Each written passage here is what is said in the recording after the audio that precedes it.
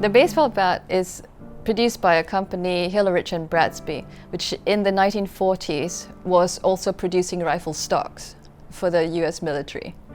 So you have in this work Tuan Andrew Nguyen's Enemy's Enemy, Monument to a Monument, the subject of religion, sport, but also a reference to the history of Vietnam and American relations. In that both are kind of fused together, it also then can be seen in relation to the artist's own background, having been born in Saigon, but pretty much living and growing up in the US and then returning to Vietnam.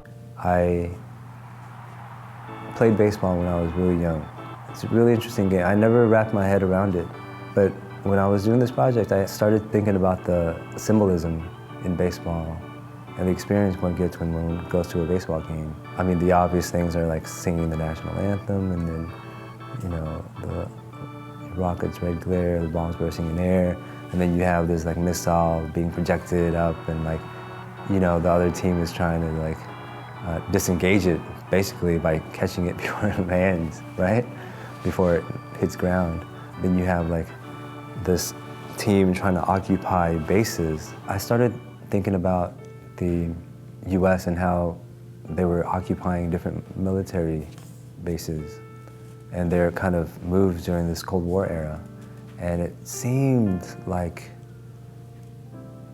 they always left baseball behind.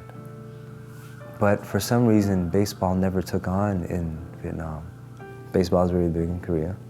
And just look at what happened in Korea. I mean, it's still split, and the US has a major influence on Korean economy, Korean culture, Korean media. You look at Japan, you look at all the countries in South America.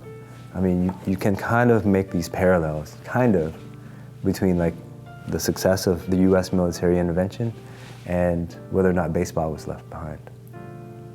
I don't know, maybe it's a stretch, but there's something there. The other thing that the work references is Vietnamese wood carving, which is a highly complex form of wood carving that was popularized during the last Vietnamese dynasty, which was the Nguyen dynasty. So that the work combines this craft of Vietnamese wood carving with the technology of making things like baseball bats. I think there's something very seductive about the act of carving.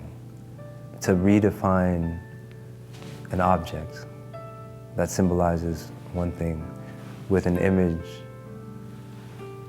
that kind of signifies something else. I think the tension confronts people when they first approach the work. The wood is northern white ash. That's a very American wood.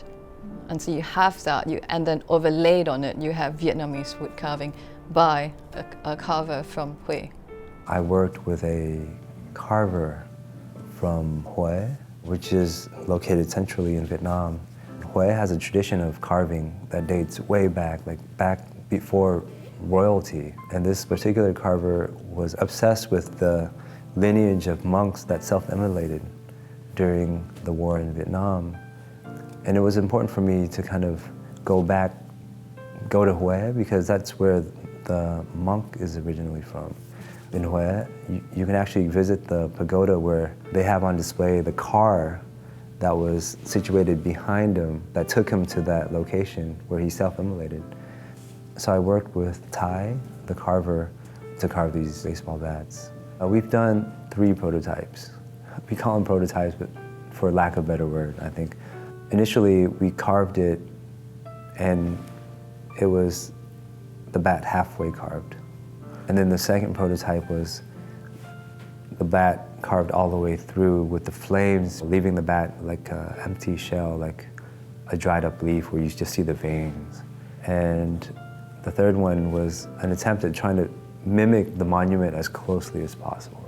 So basically the work is really simple. We try to kind of replicate the monument that was erected in Ho Chi Minh City onto a wooden baseball bat. Of course, the carver takes some artistic license, and there's some technical things that we can't possibly reproduce because of the size and the material. But we take the commemorative information that exists on the monument, the name and the year in which the monk lived, and we put that on the bat as well, just to give that object of reference to where it comes from, which is a monument. I think this particular work was interesting because it combined the cultures, but at the same time it's a very recognizable form, and it's of course aesthetically very attractive and appealing, and therefore it draws the audience into finding out about why or how this work is produced.